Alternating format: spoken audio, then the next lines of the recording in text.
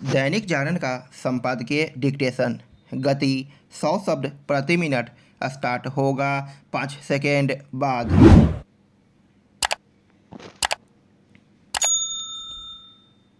Start. 15 दिनों तक चले स्वच्छता ही सेवा अभियान में करोड़ों लोगों के सम्मिलित होने और 8.5 लाख से अधिक स्थानों पर सफाई किए जाने का आंकड़ा उत्साहित करने वाला है। यह यही बताता है कि स्वच्छता को लेकर लोग जागरूक हो रहे हैं और साफ सफाई को लेकर अपने दायित्वों को समझ रहे हैं। 15 दिनों के स्वच्छता अभियान के अंतर्गत गांधी जयंती के एक दिन पहले यानी 1 अक्टूबर को साफ सफाई के लिए 1 घंटा देने की प्रधानमंत्री ने जो अपील की थी वह भी प्रभावी दिखी। इस अपील के चलते जिस तरह देश भर में नेताओं, अधिकारियों के साथ आम लोगों और विशेष रूप से छात्रों समेत करोड़ों लोगों ने सार्वजनिक स्थलों पर साफ सफाई में सहयोग दिया, उससे यही पता चलता है कि प्रधानमंत्री की बात लोगों को प्रभावित और प्रेरित करती है। इससे उनकी लोकप्रियता भी लेखांकित होती है।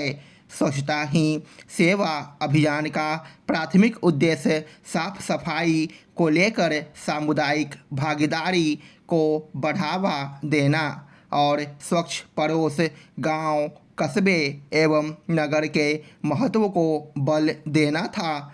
इस अभियान का एक अन्य उद्देश्य सफाई कर्मचारियों यानी सफाई मित्रों के कल्याण पर विशेष ध्यान देना भी था। निसंदेह सफाई कर्मचारी सराहना और सम्मान के पात्र बनने चाहिए।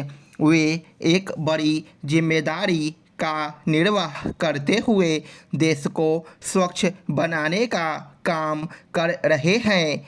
उनके कल्याण को लेकर जितना सजग संबंधित विभागों और सरकारों को रहना चाहिए, उतना ही समाज को भी यह ठीक है कि स्वच्छता ही सेवा अभियान में लोगों ने साफ सफाई को लेकर रुचि दिखाई। लेकिन यह समझा जाना चाहिए कि स्वच्छता के प्रति सदैव सजग रहने की आवश्यकता है। वास्तव में यह सामूहिक दायित्व है और उसका परिचय केवल किसी विशेष दिन अथवा सप्ताह या पखवाड़े में ही नहीं दिया जाना चाहिए। यह हमारे दैनिक जीवन का हिस्सा बनना चाहिए। इसकी आवश्यकता इसलिए है क्योंकि अभी बहुत से लोग यह मानते हैं कि सार्वजनिक स्थलों पर साफ सफाई की जिम्मेदारी तो नगर निकायों की है। यह सही है कि कचरा निस्तारण की जिम्मेदारी नगर निकायों की है और इस दिशा में अभी काफ़ी कुछ किया जाना शेष है। लेकिन हमारे सार्वजनिक स्थल साफ सुथरे रहें, इसकी चिंता देश के हर नागरिक को करनी होगी और उन्हें इसमें अपना योगदान देने के लिए भी तत्पर रहना चाहिए। अभी औसत भारतीय अपने घर के भीतर और बाहर सफाई को लेकर जितना सचेत रहता है, उतना सार्वजनिक स्थलों को स्वच्छ रखने के प्रति सजग नहीं दिखता। दुनिया के जो भी देश साफ सफाई के लिए जाने जाते हैं, उनकी सफलता का राज यही है कि वहाँ के आम नागरिक सार्वजनिक स्थलों पर गंदगी न फैलाने को लेकर सचेत रहते हैं।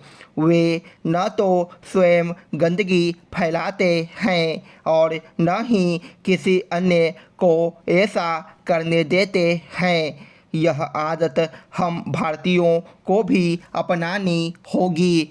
इसी से भारत स्वच्छ बनेगा और तमाम बीमारियों से भी बचा रहेगा। हम जब भी कोई सामान खरीद कर लाते हैं तो उसकी कुछ कमियों के बावजूद उससे समझौता कर ताल बिठा लेते हैं। वहीं जब लोगों की बारी आती है तो हम ऐसा कोई समझौता नहीं करते, उन्हें कोई रियायत नहीं देते।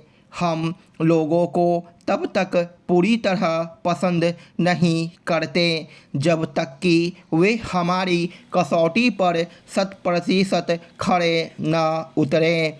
उनकी एक बुराई तमाम अच्छाइयों पर भारी पड़ जाती है। हम छोटी छोटी बातों पर बुरा मानकर वर्षों पुराने रिश्ते बिगाड़ लेते हैं, बातचीत बंद कर लेते हैं।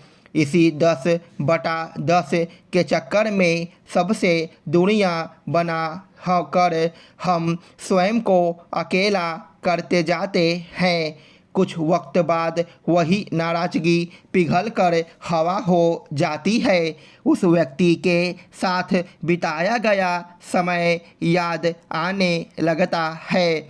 मधुर स्मृतियाँ हृदय के तारों को स्पंदित करती है, लेकिन फिर भी हम बात करने की पहल नहीं कर पाते। भीतर से अशांत रहते हैं, लेकिन उसे दूर करने के लिए प्रयास नहीं करते। अहंकार की चाशनी में डूबे हमारे विचारों में यदि आक्रोश है, निराशा और उदासीनता है तो फिर हमें शांति कैसे मिलेगी। अंधेरे को कोसने से बेहतर है कि रोशनी का कोई विकल्प ढूंढा जाए, और कुछ न समझ आए तो बस शांत बैठकर प्रतीक्षा करते रहें कि समय आने पर अवसर खुद दस्तक देकर हमें आमंत्रित करेगा। भूलकर भी स्वयं को सर्वश्रेष्ठ समझने का भ्रम न पालें, न ही सर्वोत्तम पाने की लालसा में स्वयं को अपेक्षाओं के बोझ तले दबाकर जीवन के आनंद से दूर कर दें। आवश्यक नहीं कि कुछ सार्थक प्राप्ति के लिए किसी से होड़ ही की जाए। जीवन में कई सार्थक वस्तुएं तो जरा से ठहराव से भी प्राप्त हो जाती है, जैसे सुकून, शांति और परमात्मा। दूसरों की नकल करने का प्रयास तो कभी नहीं करना है। यह विद्यालय की नहीं बल्कि जीवन की परीक्षा है। यहाँ सभी को अलग अलग प्रश्न पत्र मिले हैं तो उनके उत्तर भी किसी एक के जीवन के अनुरूप नहीं हो सकते। यहाँ सभी को अपने अपने उत्तर ढूंढने हैं। स्टॉप।